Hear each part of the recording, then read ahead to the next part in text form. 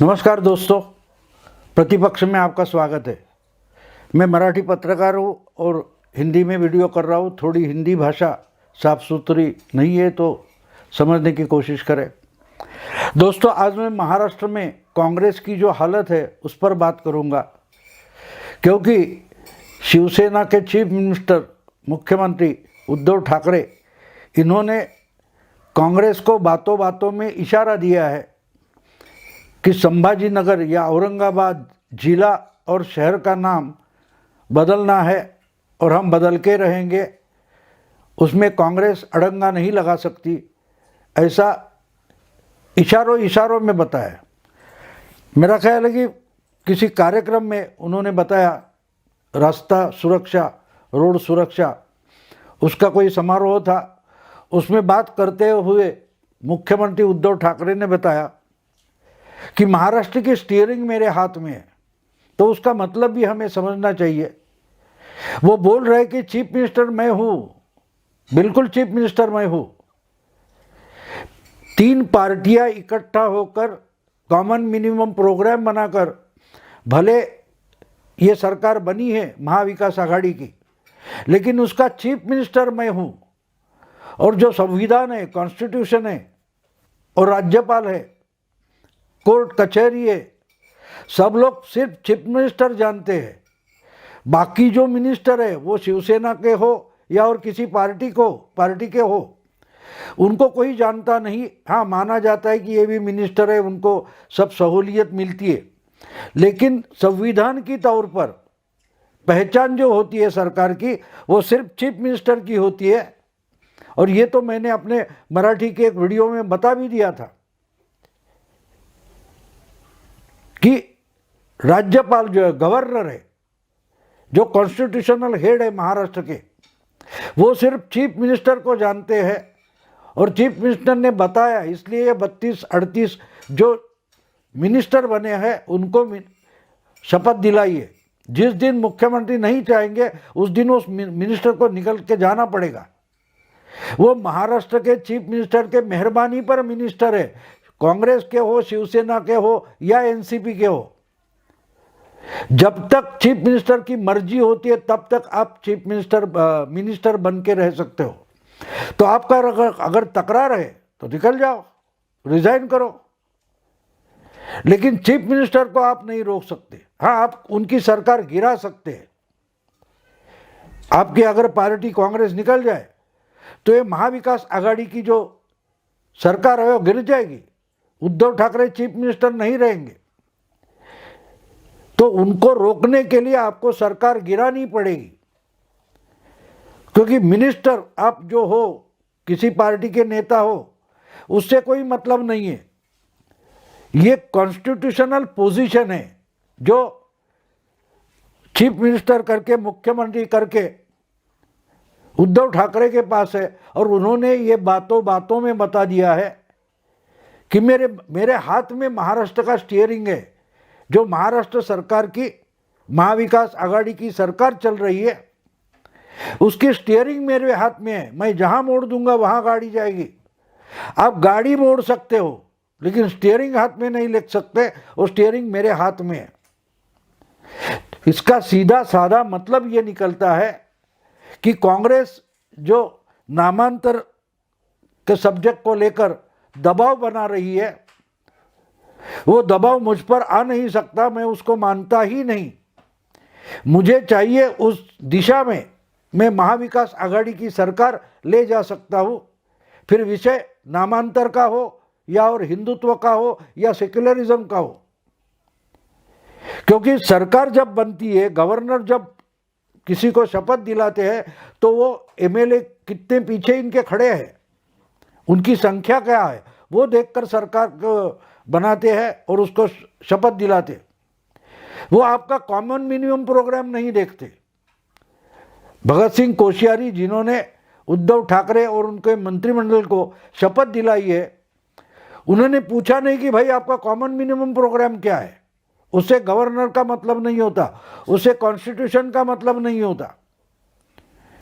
Constitution से जब chief minister बनता है तो उसके पीछे बहुमत मेजॉरिटी एमएलएस खड़े होने चाहिए, और आपने वो दे दिए कांग्रेस ने। इसका मतलब कांग्रेस सरकार नहीं चलाती, और खुद राहुल गांधी ने भी ये कुछ महीने पहले बता दिया था कि हम मिनिस्ट्री में हैं, हम गवर्नमेंट में हैं, लेकिन हम डिसीजन मेकिंग में नहीं है। और वही तो सही बात है। ये बाला साहब थोराट या कांग्रेस के जो नेता है उनको समझ लेनी चाहिए कि आपको मिनिस्ट्री में उद्धव ठाकरे ने अपने मर्जी से लिया है, लेकिन आपको डिसीजन प्रोसेस से दूर रखा है। आप कोई निर्णय नहीं ले सकते अनलेस एंड अनटिल उसको उद्धव ठाकरे की मंजूरी चाहिए। तो वही जाते जाते इशारों में उद्धव ठाकरे जी ने बता दिया है कि ज़्यादा बकबक मत करो, बकवास मत करो, सरकार मैं चला रहा हूँ। हाँ, बीच में गड्ढे आते हैं, रास्ता खराब होता है, कुछ गड़बड़ियाँ हो सकती है, फिर भी मैं गाड़ी चलाऊंगा और मेरे तरीके से चलाऊंगा, यही उन्होंने बताया। और उनका इशारा बिल्कुल कांग्रेस की तरफ है कि ज़्यादा बकवास मत करो। अगर सरकार में रहना है तो अपनी औकात में रहो, क्योंकि चीफ मिनिस्टर मैं हूं और मेरी पार्टी शिवसेना है, हमारा भी कोई एजेंडा है। वो एजेंडा बाजू में रखकर तो मैं सरकार बनाने के लिए आया नहीं हूं। मैंने बीजेपी को छोड़ा है, उद्धव ठाकरे और शिवसेना ने एनडीए को छोड़ा है, बीजेपी के साथ छोड़िए। अपना एजेंडा नहीं छोड़ा है, आपने बोला भी नहीं।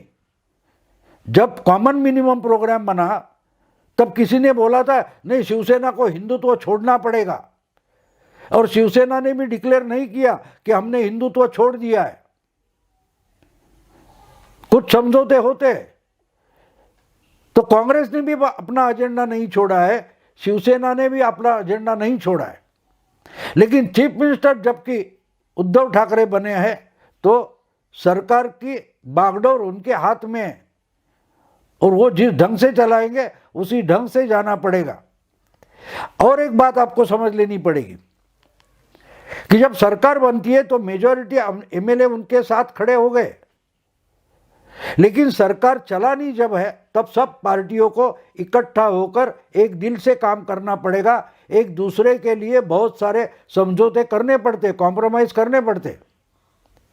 सिर्फ शिवसेना ही चीफ मिनिस्टरशिप चाहिए इसलिए कॉम्प्रोमाइज करे और हम नहीं करेंगे, ऐसा तो एनसीपी और कांग्रेस नहीं बोल सकती। उनको भी कॉम्प्रोमाइज करनी पड़ेगी, क्योंकि अगर सरकार बनाने के फायदे शिवसेना उठा रही है, आप भी उठा रहे हो, तो आपको भी कोई कीमत तो चुकानी पड़ेगी। और अगर कीमत चुकानी है तो कॉम्प्रोमाइज करना पड़ता है। तो बीजेपी ने या मीडिया ने जो पालघर में साधुओं की हत्या हो गई उस पर इतना बवाल खड़ा किया, तो उस वक्त अगर शिवसेना सरकार में नहीं होती तो कितना चिल्लाती, कितने आरोप करती। लेकिन शिवसेना चुप रही, बोली कानून से जो होना है होगा, उस पर राजनीति मत करो, ये शिवसेना भी बोली है। तो शिवसेना ने वो कॉम्प्रोमाइज किया था, कॉम्प्रोमाइज किया हुआ है, ये मत भूलो। तो जब शिवसेना कॉम्प्रोमाइज करती है सत्ता में रहने के लिए, टिके रहने के लिए और महाविकास आघाड़ी की सरकार चलाने के लिए, तो कांग्रेस और एनसीपी दोनों को भी कुछ ना कुछ कॉम्प्रोमाइज करनी पड़ेगी। तो औरंगाबाद का जो मसला है वो उसी ढंग का है कि उसमें अगर शिवसेना कुछ करना चाहती है तो उसमें कांग्रेस और एनसीपी को कॉम्प्रोमाइज करना पड़ेगा। पालघर का मामला निकल आया था तब शिवसेना ने कॉम्प्रोमाइज किया था, तब नहीं बोले कि नहीं नहीं हमारे भगवाधारी साधुओं की हत्या हुई है, कानून मानून की बात छोड़ दो, जिन्होंने किया है उनको छोड़ूंगा नहीं। ऐसी बात उद्धव ठाकरे ने की नहीं थी। जो उनका एजेंडा है, भगवा एजेंडा है उनका। लेकिन पालघर के मामले में वो चुप बैठे, कानून जो करता है उसे करने दो। इस ढंग से उन्होंने सरकार चालू रखने के लिए कुछ कॉम्प्रोमाइज किया है, सैक्रिफाइस किया है। तो अब जब औरंगाबाद की बात आती है तो कांग्रेस को भी अपना एजेंडा कुछ तरीके से सैक्रिफाइस करना पड़ेगा। उसमें क्या बड़ी बात है? आप बोल सकते हैं कि भाई ये कांग्रेस की सरकार नहीं है, जो कांग्रेसी आज औरंगाबाद के मामले में जोर शोर से बोल रहे हैं, उनको जोर शोर से वो बोलना चाहिए कि ये सरकार हमारी नहीं है। जैसे राहुल गांधी बोले थे कि हम सरकार में है लेकिन डिसीजन मेकिंग में नहीं है, वही बात कांग्रेस के लोगों ने अपने जो फॉलोअर है, अपने जो नेता है और अपने जो मुस्लिम भाई है उनको समझानी पड़ेगी कि भाई ठीक है कि हमने बीजेपी को बाहर रखने के लिए सरकार बनाई है, लेकिन हमारा एजेंडा लेकर यह सरकार नहीं चलेगी। और दो पार्टियां हैं, शिवसेना भी है, उसने अपना एजेंडा छोड़ा नहीं है, तो उनको भी कुछ छूट देनी पड़ेगी। शिवसेना को सरकार चलानी है, बीजेपी को सत्ता से बाहर बिठाना है।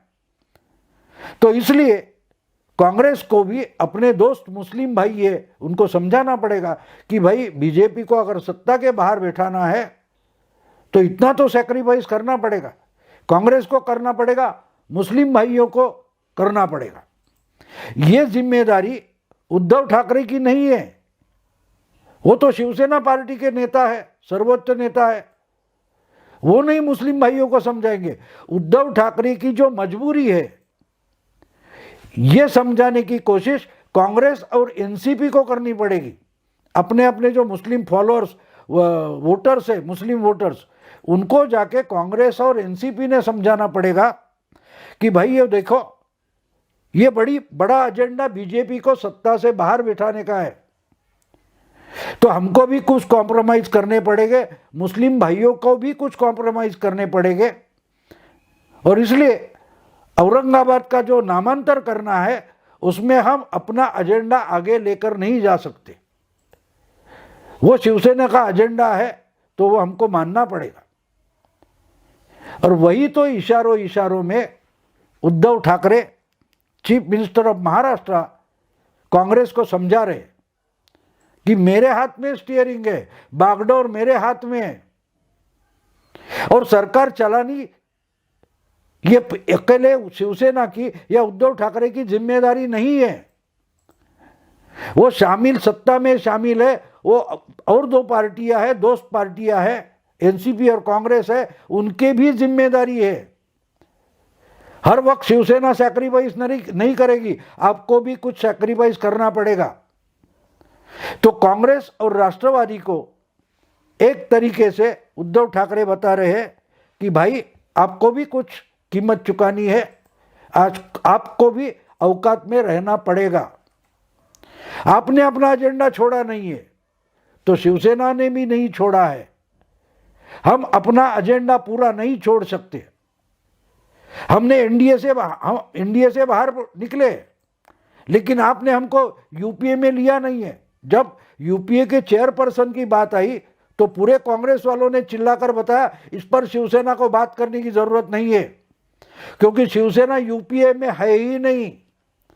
तो मतलब शिवसेना अकेला सैक्रिफाइस करेगी और कांग्रेस कुछ सैक्रिफाइस नहीं करेगी, सिर्फ फायदा उठाने के लिए आएगी। ऐसी तो राजनीति होती नहीं, ऐसे तो आघाड़ी या अलायंस बनती नहीं। आपको भी कुछ सैक्रिफाइस करना पड़ेगा, और आपका सैक्रिफाइस औरंगाबाद के लिए हमें चाहिए, यही उद्धव ठाकरे बता रहे हैं। अगर आपको औरंगाबाद के लिए सरकार गिरानी है तो गिरा दो, हम संभाजी नगर के लिए पीछे हटने वाले नहीं हैं। शिवसेना संभाजी नगर के लिए पीछे हटने वाली नहीं है। गिराना है तो आपको गिराना है, क्योंकि मेरे हाथ में है महाराष्ट्र की बागडोर, और संभाजी नगर करना है, औरंगाबाद शहर का नाम बदल के संभाजी नगर करना है तो मैं जरूर करूंगा, क्योंकि वो अधिकार मेरे हाथ में है। रोकने का अधिकार अशोक चौहान या बाला साहब थोरात इनके पास नहीं है, कांग्रेस के पास नहीं है। यही तो उद्धव ठाकरे जाते जाते इशारों में बता रहे हैं। बिल्कुल एक लाइन में बताए तो उद्धव ठाकरे कांग्रेस को बोल रहे हैं अपनी औकात में रहो, अपनी औकात में रहो। चीफ मिनिस्टर मैं हूं और मैं संभाजी नगर करके रहूंगा। तो अब कांग्रेस को तय करना है कि करे क्या। तो ठीक है, समन्वय समिति में आके कुछ चलेगा, बोलेंगे। ये जो बात बाला साहब थोरात या कांग्रेस के नेता बोल रहे हैं, वो डरे हुए दबे हुए, खुलेआम नहीं बोल सकते, करके दिखाओ सरकार गिरेगी। ये बात बाला साहब थोरात क्यों नहीं करते, अशोक चव्हाण क्यों नहीं बताते? समन्वय समिति का की आड़ लेकर उनके दुपट्टे के पीछे, पल्लू के पीछे क्यों छुप रहे हैं समन्वय समिति के? आओ आगे। उद्धव ठाकरे तो खुले बोल रहे हैं कि मेरा एजेंडा है, मेरे हाथ में बागडोर है।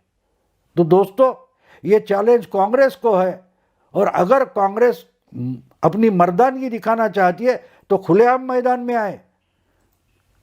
बीजेपी और इनकी मिली भगत, अरे बीजेपी के बी टीम के साथ तो तुम हमेशा सरकार बनाते हो। कुमारस्वामी की भी बी टीम थी, जनता दल सेक्युलर, आपने उनसे सरकार बनाई।